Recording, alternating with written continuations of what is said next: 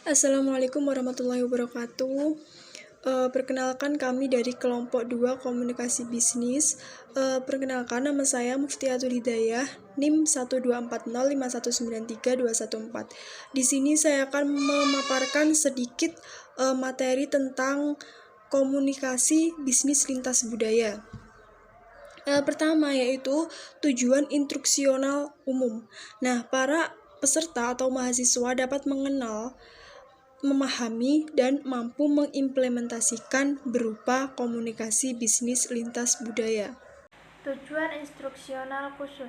Setelah perkuliahan bagian pertama atau pendahuluan dari materi berupa komunikasi bisnis lintas budaya, diharapkan para mahasiswa dapat yang pertama memahami pengertian komunikasi bisnis lintas budaya. Yang kedua, menjelaskan pentingnya komunikasi lintas budaya. 3. Menjelaskan perbedaan budaya. 4. Mengidentifikasi persiapan melakukan bisnis luar negeri. Yang kelima, mengidentifikasi kendala bahasa. Yang keenam, menjelaskan bagaimana mengembangkan keterampilan komunikasi lintas budaya. Materi selanjutnya yaitu pengertian komunikasi bisnis lintas budaya. Komunikasi bisnis lintas budaya adalah komunikasi yang digunakan dalam dunia bisnis, baik komunikasi verbal maupun nonverbal, dengan memperhatikan faktor-faktor budaya di suatu daerah, wilayah, atau negara. Perbedaan-perbedaan ekspektasi budaya dapat menimbulkan resiko yang fatal. Tidaknya akan menimbulkan komunikasi yang tidak lancar, timbul perasaan tidak nyaman, atau timbul kesalahpahaman. Akibat dari kesalahpahaman itu banyak kita temui dalam berbagai kejadian yang mengandung etnosentrisme dewasa ini dalam wujud konflik-konflik yang berujung pada kerusuhan atau pertentangan antar etnis. Selanjutnya, pentingnya komunikasi bisnis lintas budaya. Dalam dunia bisnis, komunikasi lintas budaya menjadi elemen yang sangat penting. Apabila para pelaku bisnis akan melakukan ekspansi bisnisnya ke daerah lain atau ke negara lain, pemahaman budaya di suatu daerah atau negara tersebut menjadi sangat penting. Artinya, termasuk bagaimana memahami produk-produk musiman di suatu negara. Hal ini dimaksudkan agar jangan sampai terjadi kesalahan fatal yang dapat mengakibatkan kegagalan bisnis. Oleh sebab itu, mempelajari komunikasi lintas budaya menjadi sangat penting.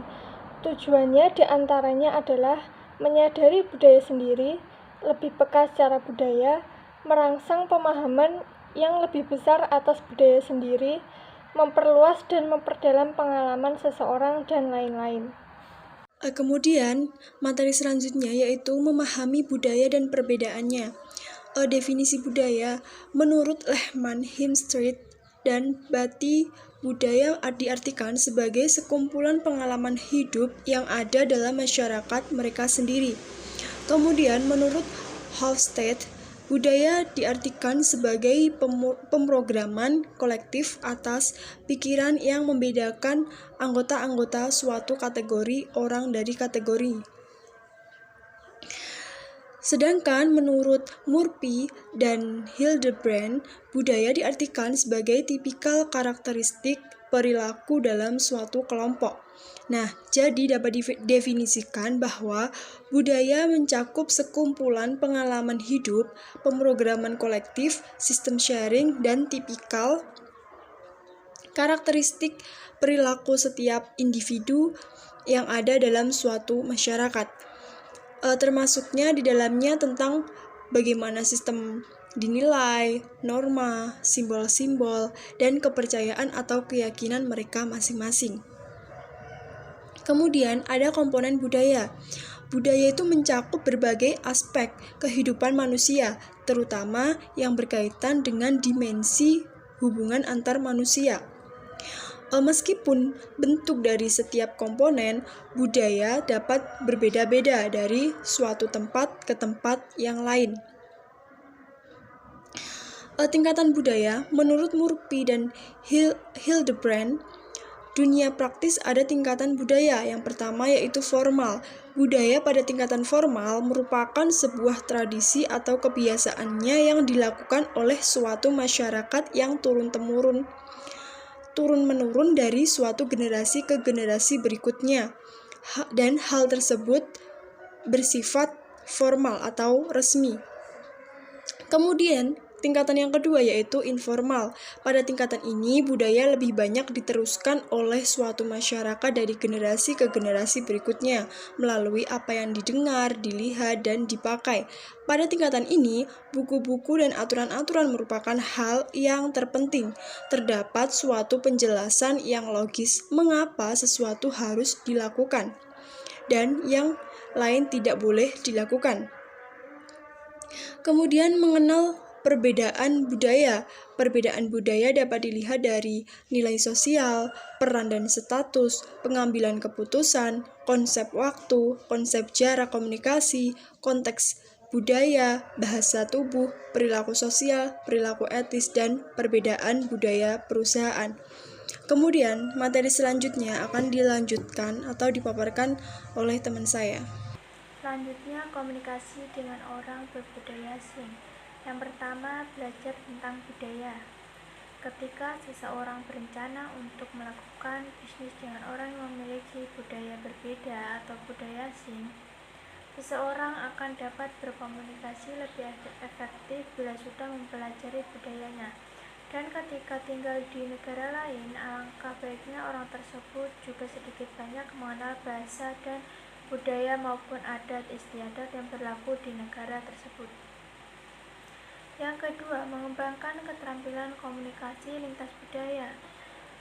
Ada dua hal penting, yaitu pertama, jangan terlalu yakin bahwa seseorang akan dapat memahami budaya orang lain secara utuh atau sempurna. Kedua, jangan mudah terbawa kepada pola generalisasi terhadap perilaku seseorang dari budaya yang berbeda.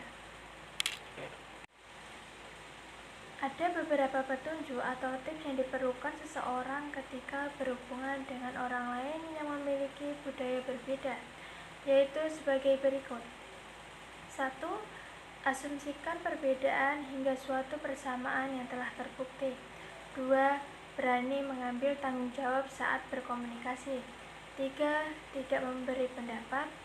4. Tunjukkan suatu penghargaan. 5. Empati. 6. Menahan sikap ambiguitas atau mendua. 7. Jangan melihat sesuatu yang superficial. 8. Sabar dan tekun. 9. Mengenal budaya Anda sendiri. 10. Fleksibel atau luas. 11. Tekankan hal-hal yang biasa. 12. Mengirim pesan yang jelas. 13. Tingkatkan kepekaan budaya Anda. 14. Bersifat individual. 15. Belajar secara langsung. 16. Melakukan tafsiran Anda sebagai hipotesis kerja. 3. Negosiasi lintas budaya. Budaya yang berbeda seringkali mempunyai pendekatan negosiasi yang berbeda pula. Tingkat toleransi untuk suatu ketidaksetujuan pun bervariasi.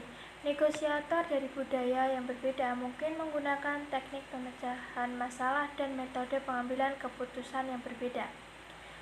Contohnya, negosiator dari Amerika Serikat cenderung relatif impersonal dalam melakukan negosiasi. Mereka melihat tujuan mereka dalam sudut pandang ekonomi, dan biasanya mereka menganggap unsur kepercayaan penting di antara mereka. Sebaliknya, para negosiator dari Cina dan Jepang lebih suka pada suasana hubungan sosial. Jika ingin berhasil bernegosiasi, Anda sebaiknya bersikap bersabar dan menguasai bagaimana hubungan personal pribadi di Cina.